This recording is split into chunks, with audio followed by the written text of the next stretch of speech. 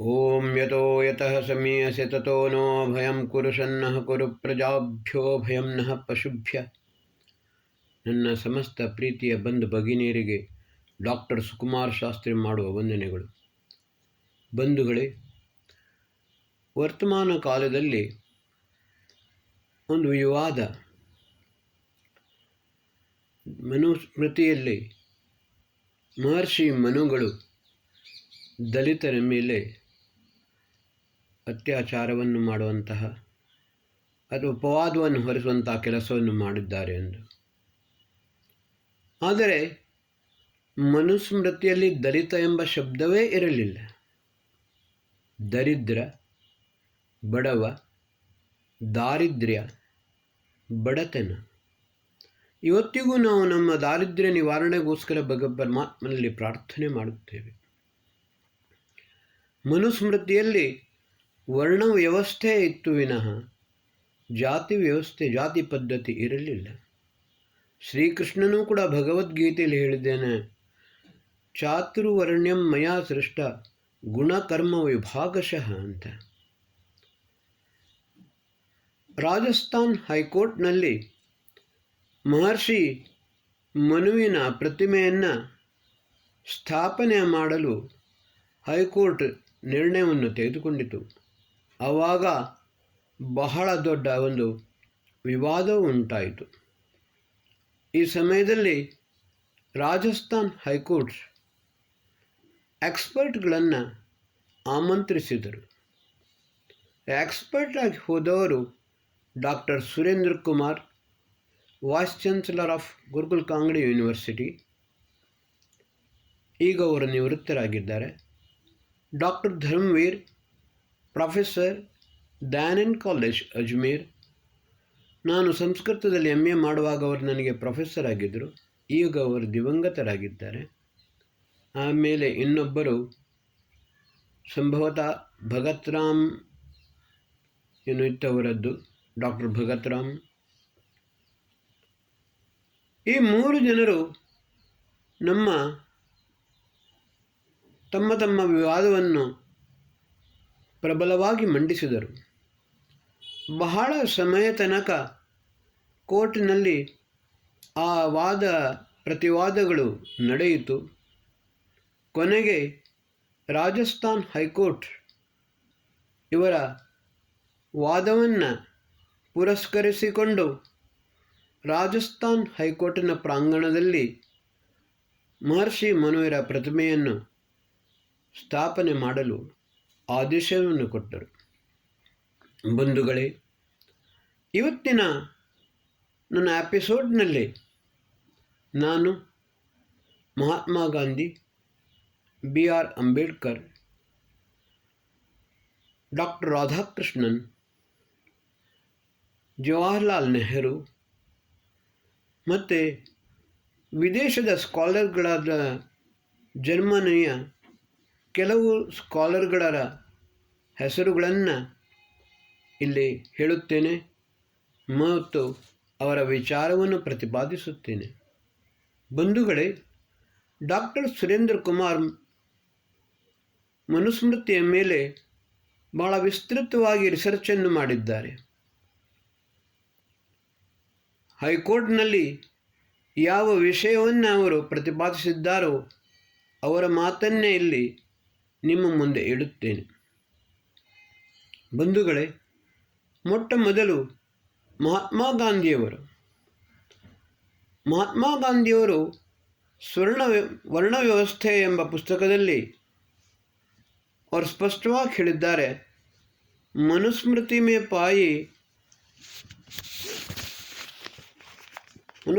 में पाई जाने वाली आपत्तिजनक बातें बाद में की गई मिलावटें हैं. ಇದು ಮೊದಲು ಇರಲಿಲ್ಲ, ಆಮೇಲೆ ಇದನ್ನು ಸೇರಿಸಿದರು. ಮಹರ್ಷಿ ದಯಾನಂದ ಸರಸ್ವತಿಯವರು ಸತ್ಯಾರ್ಥ ಪ್ರಕಾಶದಲ್ಲಿ ಕೂಡ ಬರೆದಿದ್ದಾರೆ, ಭಗವಾನ್ ಮನು, ಅಲ್ಲಿ ಮನುವಿಗೆ ಅವರು ಭಗವಾನ್ ಮನು ಎಂದು ಹೇಳಿದ್ದಾರೆ. भगवान मनु ने वर्ण व्यवस्था को कायम बनाने के रखने के लिए और समाज की एक सुव्यवस्थित करने के लिए मनुस्मृति लिखी। लेकिन जैसे दूध बेचने वाला अपने व्यापार को बढ़ाने के लिए उसमें पानी बहुत मिलाता है, ऐसे ही कुछ धूर्तों ने उसमें मनगढ़ंत बातें मिलाई हैं। बंधुगळे, ಸಂವಿಧಾನ ಶಿಲ್ಪಿ ಭೀಮರಾವ್ ಅಂಬೇಡ್ಕರ್ ಅವರು ಅಂಬೇಡ್ಕರ್ ವಾಂಗ್ಮಯ ಪುಸ್ತಕದಲ್ಲಿ ಈ ರೀತಿ ಬರೀತಾರೆ, मनुस्मृति कानून का एक ग्रंथ है जिसमें धर्म और सदाचार की एक में मिला दिया गया है। चूँकि इसमें मनुष्य के कर्तव्य के विवेचना है, इसलिए ये आचार शास्त्र का ग्रंथ है। चूँकि इसमें वर्ण का विवेचन है जो हिंदू धर्म की आत्मा है, इसलिए इसको ये धर्म ग्रंथ है। क्योंकि इसमें कर्तव्य न करने पर दंड की व्यवस्था की गई है, इसलिए ये कानून है। ये ಇದು ಅಂಬೇಡ್ಕರ್ ವಾಂಗ್ಮಯ ಖಂಡ 7 ಪೇಜ್ 226ರಲ್ಲಿ ಬರುತ್ತದೆ. ಅದರಲ್ಲಿ ಅವರು ಬರೀತಾರೆ, मनुस्मृति में जाति व्यवस्था नहीं वर्ण व्यवस्था है। बंधुगळे, ವೇದೋ ಅಖಿಲೋ ಧರ್ಮ ಮೂಲಂ, ಧರ್ಮದ ಮೂಲ ವೇದಗಳು, ಇದನ್ನೇ ಮನುಸ್ಮೃತಿಯಲ್ಲಿ ಹೇಳಿದ್ದಾರೆ. ನೋಡಿ, ಬ್ರಾಹ್ಮಣೋಸ್ಯ ಮುಖಮಾಸೀತ್ ಬಾಹು ರಾಜನ್ಯಕೃತ ಉರು ತದಸ್ಯ ಅದ್ವೈಶ್ಯಪದ್ಭ್ಯಾಂ ಶೂದ್ರೋ ಅಜಾಯತ. ಪ್ರತಿಯೊಬ್ಬ ಮಾನವನು ಬ್ರಾಹ್ಮಣ, ಕ್ಷತ್ರಿಯ, ವೈಶ್ಯ, ಶೂದ್ರನೂ ಆಗಿದ್ದಾನೆ. ಈ ಮುಖ, ಪಂಚ ಜ್ಞಾನೇಂದ್ರಿಯಗಳುಳ್ಳ ಈ ಮುಖ, ಇದು ಬ್ರಾಹ್ಮಣ. ಆಮೇಲೆ ಈ ಎರಡು ನಮ್ಮ ಕೈಗಳು, ಇದು ಕ್ಷತ್ರಿಯ. ಉದರದಿಂದ ಜಗನ ಭಾಗ ತನಕ ವೈಶ್ಯ. ಪಾದಗಳು ಶೂದ್ರ. ಬಂಧುಗಳೇ, ವರ್ತಮಾನಕಾಲೀನ ಈ ವಿಷಮ ಪರಿಸ್ಥಿತಿಗೆ ಕಾರಣೀಭೂತವಾದವನು ಮೊಹಮ್ಮದ್ ಅಲಿ ಜಿನ್ನಾ. ಸ್ವಾಮಿ ಶ್ರದ್ಧಾನಂದರು ಸ್ವಲ್ಪ ಕಾಲದ ಮಟ್ಟಿಗೆ ಕಾಂಗ್ರೆಸ್ಸಿನ ಅಧ್ಯಕ್ಷರಾಗಿದ್ದರು. ಆ ಸಮಯದಲ್ಲಿ ಮೊಹಮ್ಮದ್ ಅಲಿ ಜಿನ್ನಾ ಸ್ವಾಮೀಜಿಯವರ ಹತ್ರ ಹೇಳಿದರು, ಸ್ವಾಮೀಜಿ, हिंदुस्तान में 7 करोड़ हरिजन हैं, आप ऐसा कीजिए, इस समस्या का हम पूर्ण समाधान ये करते हैं कि 3 करोड़ हरिजनों को आर्य समाज में मिलाइए और 4 करोड़ हरिजनों को हम मुसलमान बनाते हैं. ಆವಾಗ ಬಹಳ ಶಾಂತಚಿತ್ತರಾಗಿ स्वामी श्रद्धानंद ಹೇಳಿದರು, जिन्ना साहब, जितने भी मुसलमान मुखंड हैं, मौलवी हैं, इमाम हैं, वे सब लोग अपने दोनों टांगों को काट करके हमें दें और 3 करोड़ तो क्या 7 करोड़ लोगों को भी मुसलमान बना लें. बंधुगळे, ಈ ಘಟನೆಗೆ ಪಂಡಿತ್ ಸುಧಾಕರ್ ಚತುರ್ವೇದಿಯವರು ಸಾಕ್ಷಿಯಾದರು. ಅವರು ನನ್ನ ಹತ್ರ ಹೇಳಿದರು, ಸುಕುಮಾರ, ಮಹಾತ್ಮ ಸ್ವಾಮಿ ಶ್ರದ್ಧಾನಂದರ ಬಲಿದಾನಕ್ಕೆ ಇದು ಒಂದು ಕಾರಣವಾಯಿತು. ಮೊಹಮ್ಮದ್ ಅಲಿ ಜಿನ್ನಾರ ಷಡ್ಯಂತ್ರಕ್ಕೆ ಸ್ವಾಮಿ ಶ್ರದ್ಧಾನಂದರು ಬಲಿಯಾದರು. ಬಂಧುಗಳೇ, ಇದು ವರ್ಣ ವ್ಯವಸ್ಥೆ. ವರ್ಣ ವ್ಯವಸ್ಥೆ ಅಂದರೆ ವರ್ಣೆ, ಇದೊಂದು ಚಾಯ್ಸ್. ಜನ್ಮನ ಜಾಯತೆ ಶೂದ್ರ ಸಂಸ್ಕಾರ ದ್ವಿಜೋಚ್ಯತೆ ವೇದಪಾಠಿನ ಭವೇದ್ವಿಪ್ರ ಬ್ರಹ್ಮಜ್ಞಾನಾತಿಥಿ ಬ್ರಾಹ್ಮಣ. ನಾನು ಮೊದಲೇ ಹೇಳಿದಾಗೆ ಬ್ರಾಹ್ಮಣ ಮುಖ, ಕೈಗಳು ಕ್ಷತ್ರಿಯ, ಉದರದಿಂದ ಜಗನತದಕ ವೈಶ್ಯ, ಪಾದಗಳು ಶೂದ್ರ. ಮನುಷ್ಯ ತನ್ನ ಗುಣ ಕರ್ಮ ಸ್ವಭಾವದಿಂದ ಅವನ ವರ್ಣವು ಪೃಥಕ್ವಾಗುತ್ತದೆ. ಶೂದ್ರನೆಂದರೆ ನಿರಕ್ಷರ ಕುಕ್ಷಿ. ನೋಡಿ, ಬ್ರಾಹ್ಮಣ ಎಂದರೆ ಬ್ರಹ್ಮಜ್ಞಾನಾತಿಥಿ ಬ್ರಾಹ್ಮಣ. ಬ್ರಹ್ಮನ ಸಂಪೂರ್ಣ ಸ್ವರೂಪವನ್ನು ಅರ್ಥ ಮಾಡಿಕೊಂಡವ ಬ್ರಾಹ್ಮಣ.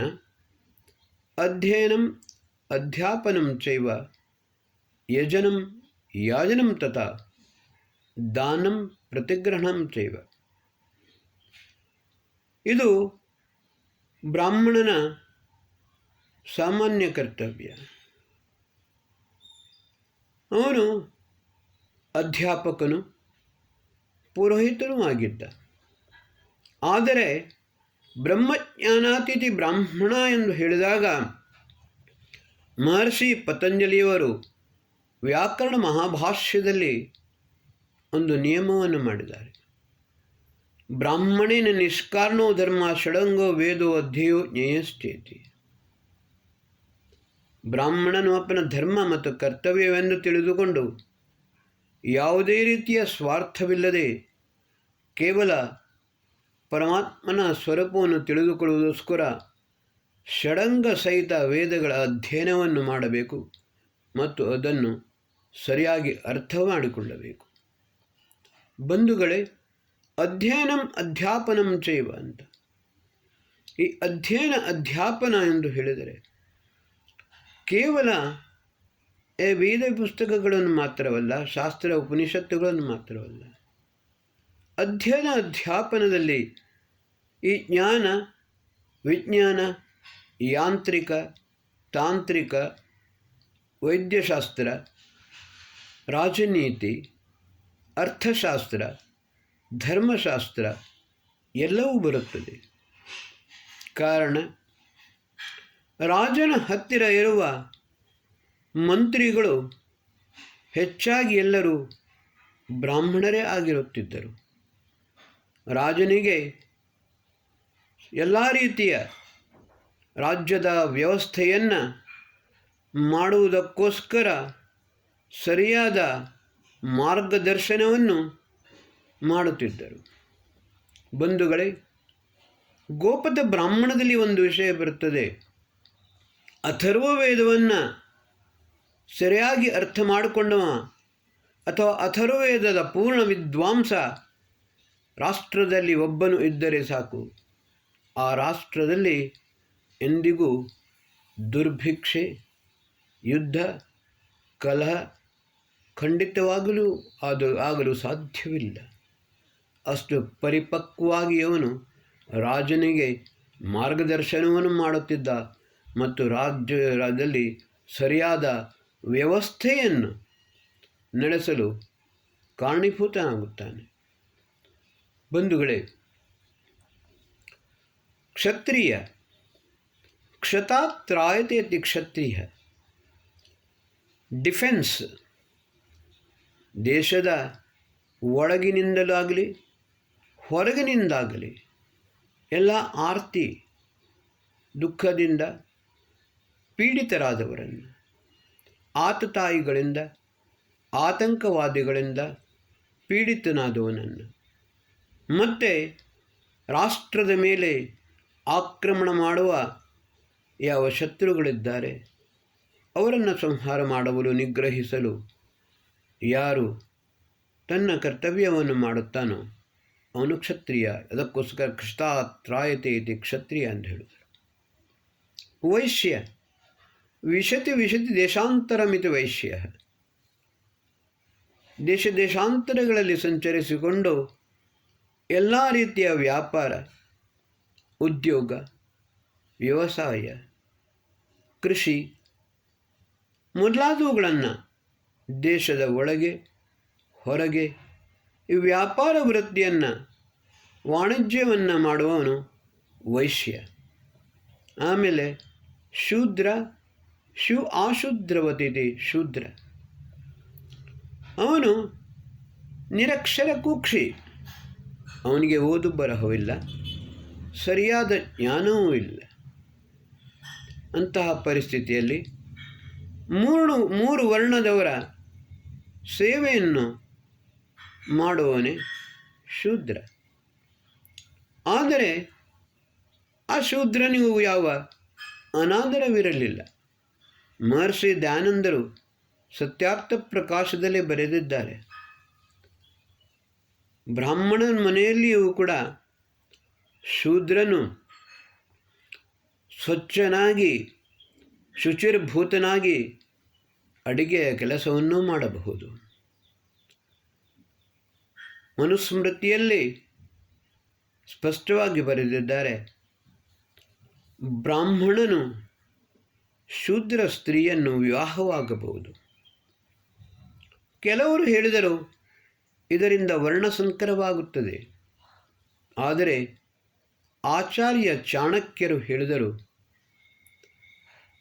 ವಿಷಾದಪಿ ಅಮೃತಂ ಗ್ರಾಹ್ಯಂ ಸ್ತ್ರೀರತ್ನಂ ದುಷ್ಕುಲಾದಪಿ. ಮನುಷ್ಯನಾದವನು ವಿಷದಿಂದ ಅಮೃತವನ್ನು ಗ್ರಹಣ ಮಾಡುವಂಥ ಸಾಮರ್ಥ್ಯವನ್ನು ಹೊಂದಬೇಕು. ಅವನೇ ನಿಜವಾದ ಬ್ರಾಹ್ಮಣ. ಸ್ತ್ರೀರತ್ನಂ ದುಷ್ಕುಲಾದಪಿ. ಸ್ತ್ರೀರತ್ನವಿದ್ದರೆ ಅವಳ ಕುಲ ಗೋತ್ರ ಯಾವುದನ್ನು ನೋಡದೆ ಕೂಡ ಬ್ರಾಹ್ಮಣನಾಗಲಿ ಕ್ಷತ್ರಿಯನಾಗಲಿ ವೈಶ್ಯವಾಗಲಿ ದುಷ್ಕುಲಾದಪಿ ಕೆಟ್ಟ ಕುಲದಿಂದಲೂ ಸ್ತ್ರೀಯನ್ನು ವರ್ಣ ಮಾಡಬೇಕು. ಇದು ಒಂದು ವರ್ಣ ವ್ಯವಸ್ಥೆ. ಇಲ್ಲಿ ಜಾತಿ ವ್ಯವಸ್ಥೆ ಇಲ್ಲ. ಬಂಧುಗಳೇ, ಈ ಮನುಸ್ಮೃತಿ ಇದು ಮೊದಲ ಸಂವಿಧಾನವಾಗಿತ್ತು.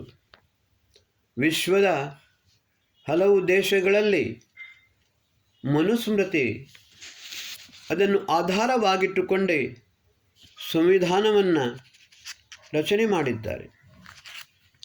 ನೋಡಿ,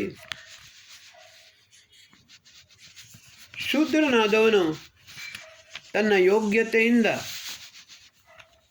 ಬ್ರಾಹ್ಮಣನೂ ಆಗ್ಬೋದು, ಕ್ಷತ್ರಿಯನಾಗ್ಬೋದು, ವೈಶ್ಯನೂ ಆಗ್ಬೋದು. ಇವತ್ತಿನ ದಿವಸ ಡಿಫೆನ್ಸಿಗೆ ಎಲ್ಲ ವಿಭಾಗದವರು ಹೋಗುತ್ತಾರೆ. ಅಧ್ಯಾಪನ ಮಾಡಲು ಎಲ್ಲ ವಿಭಾಗದವರು ಹೋಗುತ್ತಾರೆ. ಆದರೆ ಇದು ಹೇಗೆಂತ ಹೇಳಿದರೆ, ತಮ್ಮ ತಮ್ಮ ಯೋಗ್ಯತೆಗನುಸಾರ ಇದನ್ನು ನಿರ್ಣಯ ಮಾಡುವನು ಆಚಾರ್ಯ.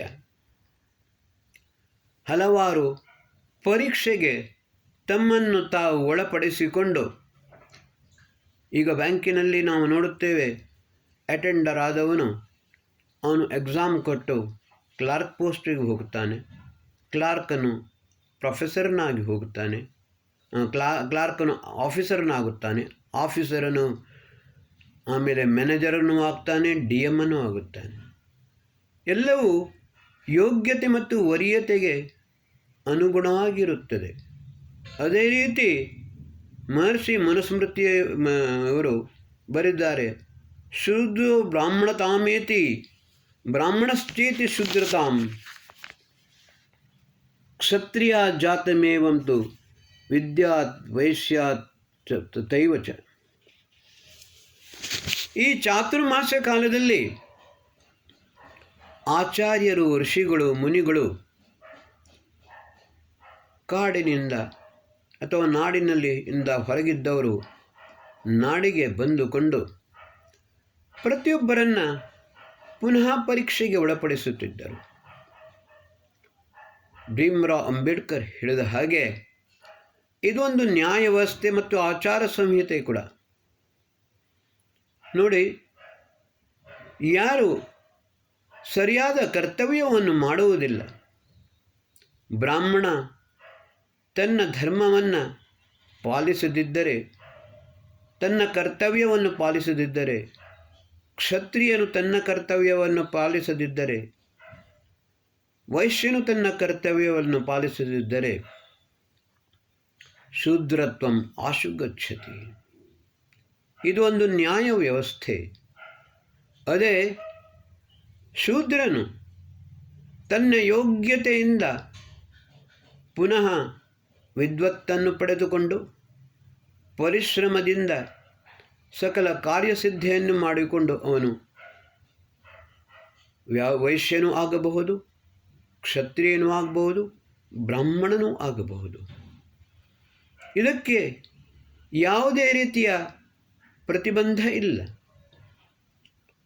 ಜನ್ಮನ ಜಾಯತೆ ಶೂದ್ರ, ಜನ್ಮದಿಂದ ಶೂದ್ರನಾಗಬಹುದು.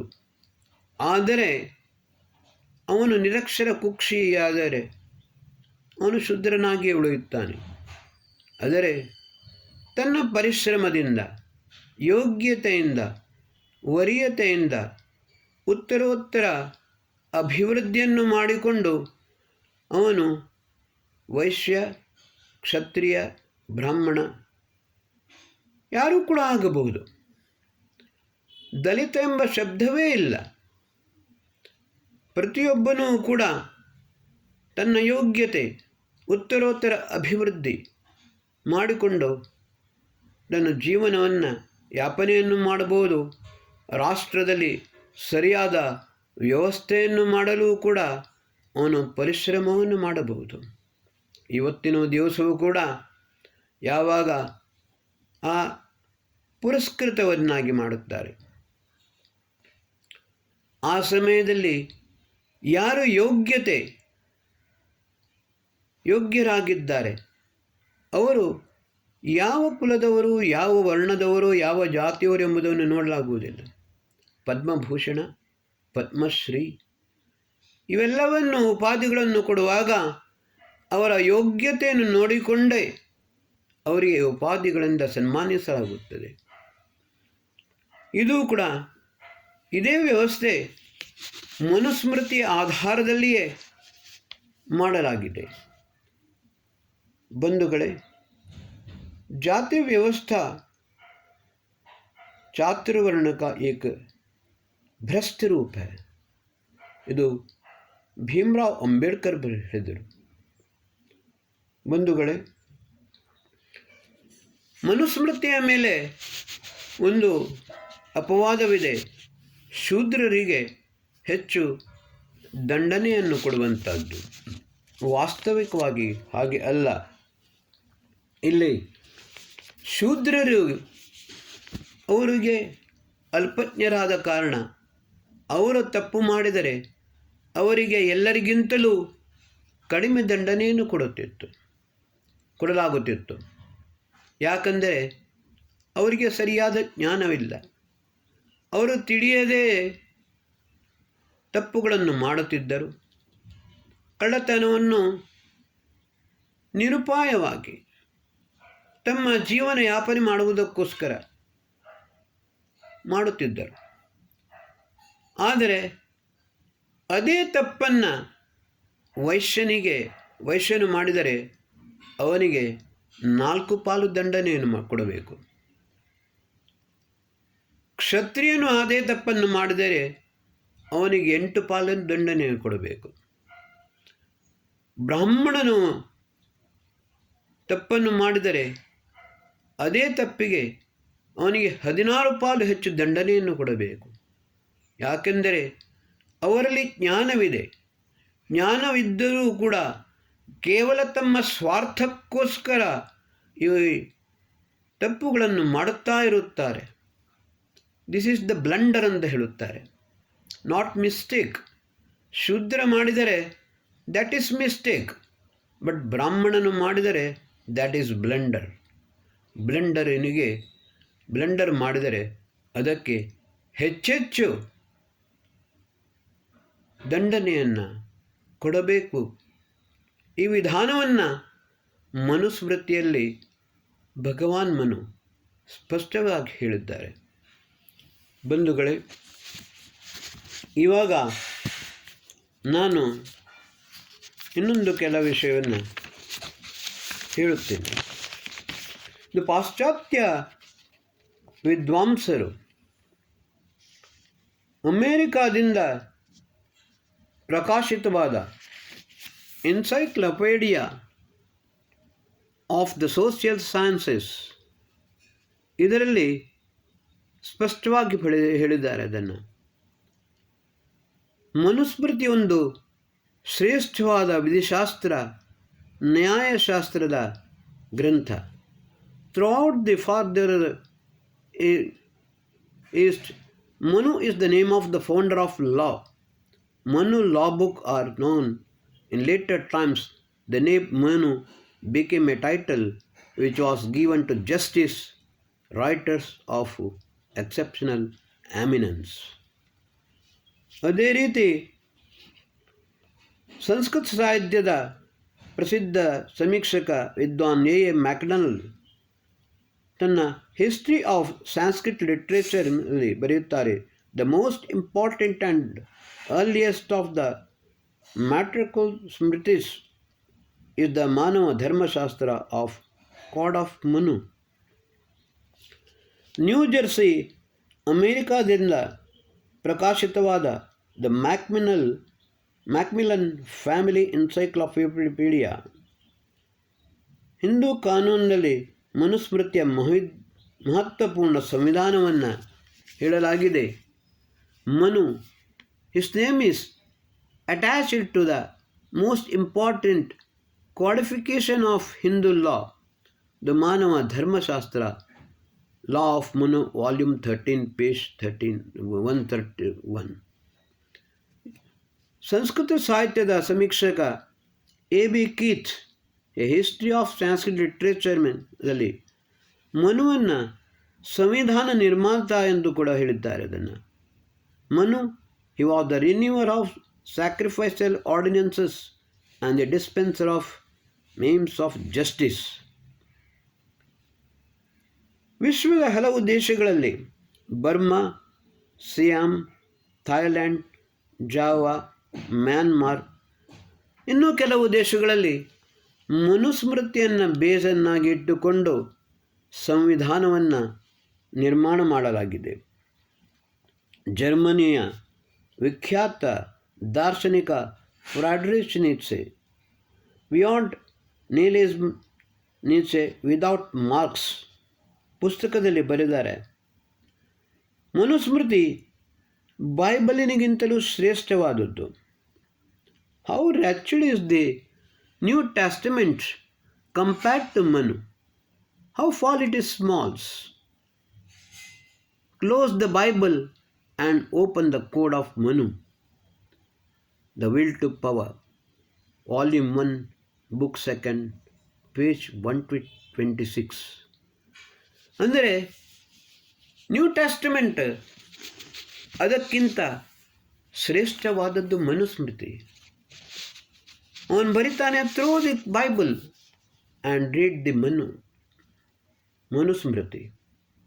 ಯಾಕಂದರೆ ಮನುಸ್ಮೃತಿ ಒಂದು ಧರ್ಮಶಾಸ್ತ್ರವೂ ಹೌದು, ನ್ಯಾಯಶಾಸ್ತ್ರವೂ ಹೌದು, ಮತ್ತು the first constitution of world, ವಿಶ್ವದ ಮೊದಲ ಒಂದು ಸಂವಿಧಾನ. ಇವತ್ತಿನ ಸಂವಿಧಾನದಲ್ಲಿ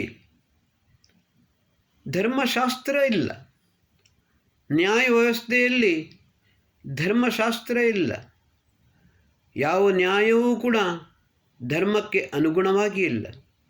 ಆದರೆ ಮನುಸ್ಮೃತಿಯಲ್ಲಿ ಧರ್ಮಕ್ಕೆ ಅನುಗುಣವಾಗಿ ನ್ಯಾಯ, ಧರ್ಮ ಮತ್ತು ನ್ಯಾಯ ಸಮ್ಮಿಳಿತವಾಗಿದ್ದರೆ ಮಾತ್ರ ರಾಷ್ಟ್ರವು ಶ್ರೇಷ್ಠ ರಾಷ್ಟ್ರವಾಗಲು ಸಾಧ್ಯವಿದೆ. ಆದ ಕಾರಣ ಇಲ್ಲಿ ಯಾವುದೇ ರೀತಿಯ ಒಂದು ಜಾತಿ ವ್ಯವಸ್ಥೆ, ದಲಿತ, ಅದು ಕೂಡ ಇವತ್ತಿನ ದಿವಸ ಇನ್ನೊಂದು ನಿಕೃಷ್ಟ ಶಬ್ದವನ್ನು ಸೃಷ್ಟಿಸಲಾಗಿದೆ, ಅಹಿಂದ. ಇದನ್ನು ಪುನಃ ಪುನಃ ಹೊಸ ಹೊಸ ಶಬ್ದಗಳನ್ನು ಸೃಷ್ಟಿ ಮಾಡುತ್ತಾ ಹೋಗುತ್ತಾರೆ ಮತ್ತು ವಿವಾದವನ್ನು ಎಳೆಯುತ್ತಾ ಇರುತ್ತಾರೆ. ಈ ವಿವಾದಗಳನ್ನು, ವಿತಂಡವಾದಿಗಳನ್ನು ನಾವು ಪುರಸ್ಕರಿಸಬಾರದು. ನೋಡಿ,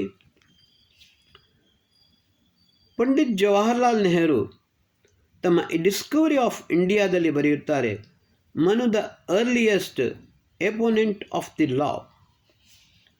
ಮುಲ್ಲಾ ಸಿಂಧು ಲಾದಲ್ಲಿ ಟಿ ದೇಸಾಯಿ ಅವರು ಬರೆಯುತ್ತಾರೆ, the original law ಗಿವರ್.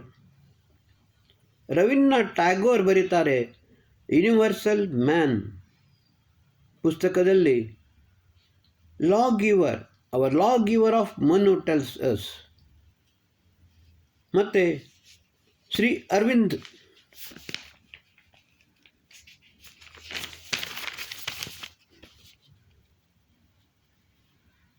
Indian literature ಬರುತ್ತಾರೆ, the greatest and the most authoritative is the famous laws of Manu. ಕೊನೆಗೆ ಡಾಕ್ಟರ್ ರಾಧಾಕೃಷ್ಣನ್ ಇಂಡಿಯನ್ ಫಿಲಾಸಫಿಯಲ್ಲಿ ಬರುತ್ತಾರೆ, the code of Manu to which a high positions is assigned among the smritis. ಬಂಧುಗಳೇ, ಇನ್ನೂ ಬಹಳ ದೊಡ್ಡ ವಿಷಯವಿದೆ. ರಾಜಸ್ಥಾನ್ ಹೈಕೋರ್ಟ್ನಲ್ಲಿ ಎಕ್ಸ್ಪರ್ಟ್ಸ್ಗಳು ಹಲವು ರೀತಿಯ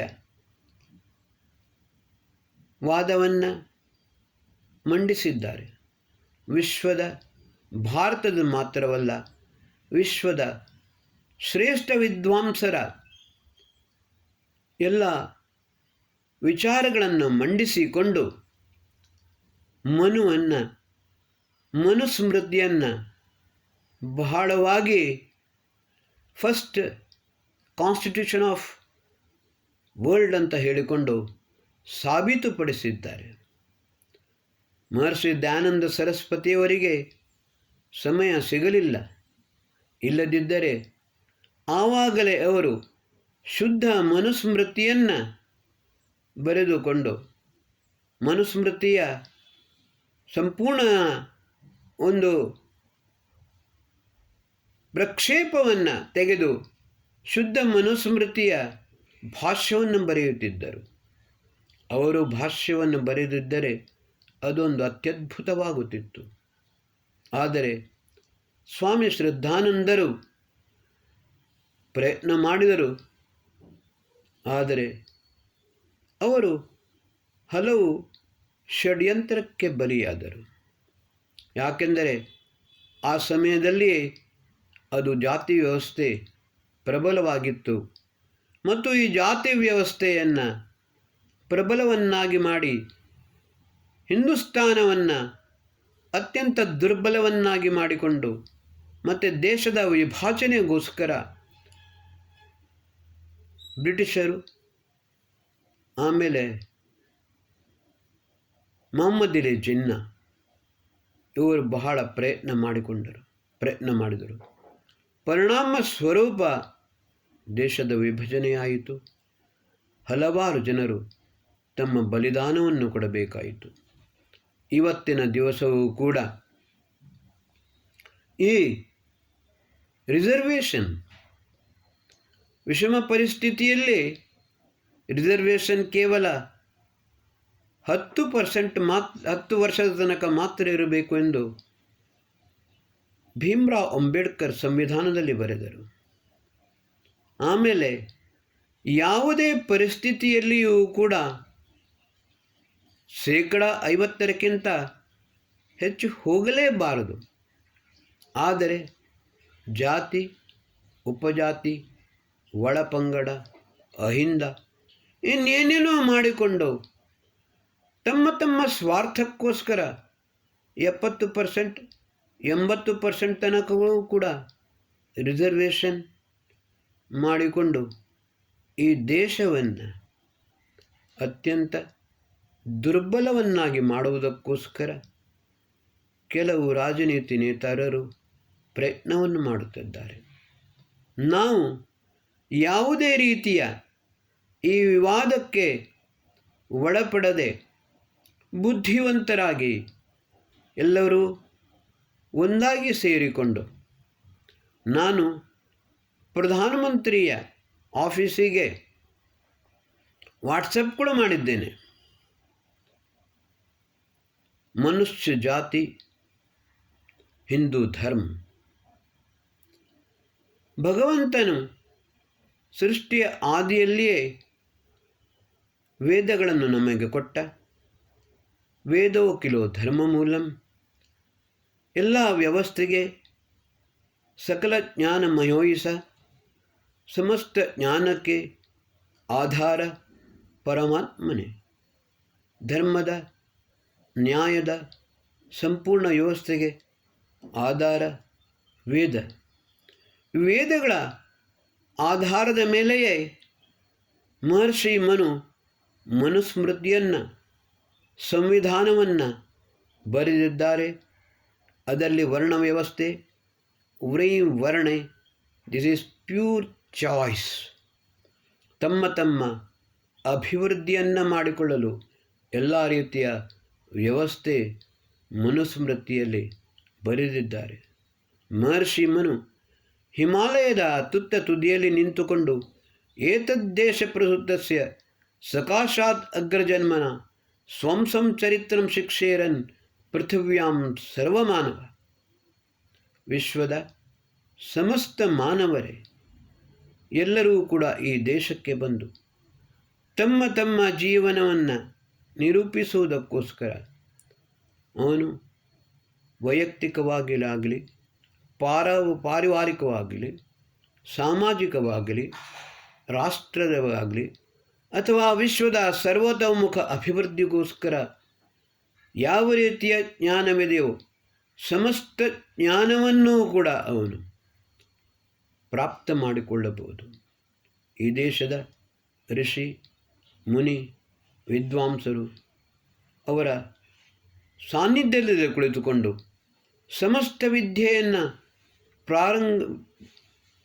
ಪಾರಂಗತವನ್ನಾಗಿ ಮಾಡಿಕೊಂಡು ಈ ವಿಶ್ವದ ಸಮಗ್ರ ಅಭಿವೃದ್ಧಿಯನ್ನು ಮಾಡಬಹುದು. ಬಂಧುಗಳೇ, ಈ ವಿಷಯವನ್ನು ನಾನು ಇಲ್ಲಿಗೆ ಕೊನೆಗೊಳಿಸುತ್ತೇನೆ.